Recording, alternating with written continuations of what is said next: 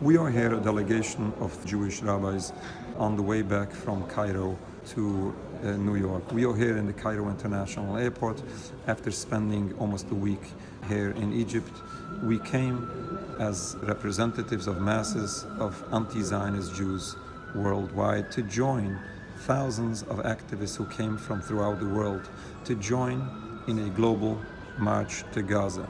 Plans were to march days in the hot desert towards the Rafah border in order to bring the awareness of the world to understand and to realize that what is going on in Gaza, this genocide going on already for over a year and a half, this starvation recently where little children are being starved to death, that this is unacceptable and everyone needs to do something to help these suffering people.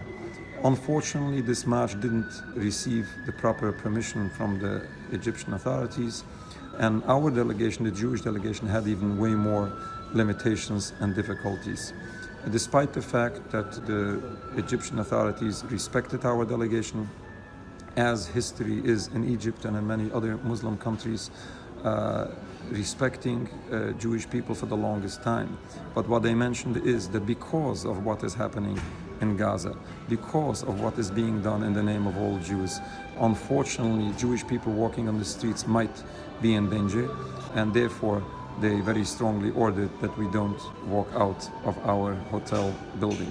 We spent almost a week, and we didn't have even the chance to join the activists that came. Not even that limited effort that we wanted to do, we were unfortunately not able to exercise. Therefore, we are here to make a statement. Yes, this is a problem when all of these crimes are being done in the name of all Jews. Therefore, we are here.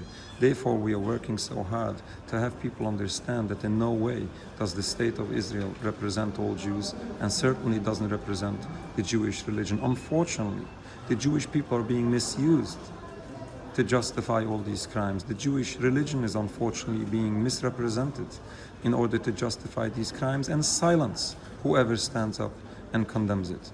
We are here to encourage the world. Since we were so limited, not being able to express properly our solidarity in this planned activity, we urge the world, each and every person, each and every politician or government should do everything they can to save, to help the suffering people of Gaza and the suffering people of Palestine. We need to understand that this siege needs to be lifted. But not only the siege, it's not only Gaza, it's the occupation going on over 77 years. This needs to stop.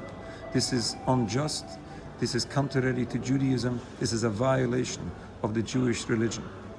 Killing, stealing, oppressing an entire people is not only a violation of international law. These are true violations of Judaism. The concept of building a sovereign homeland for Jews is in total contrast to very basics of Judaism. We need to stop this genocide. We need to stop this occupation. We need to stop it all in its entirety. And then we can hope to see the beautiful peace that did exist in Palestine, despite any differences of religions. We lived in peace, peoples of different backgrounds, peoples of different religions. This was the history, and this history should be a lesson for us how the future can look like, how it will look like if we help save the suffering people of Palestine and we stop all this oppression, all this injustice, and all these crimes. Thank you.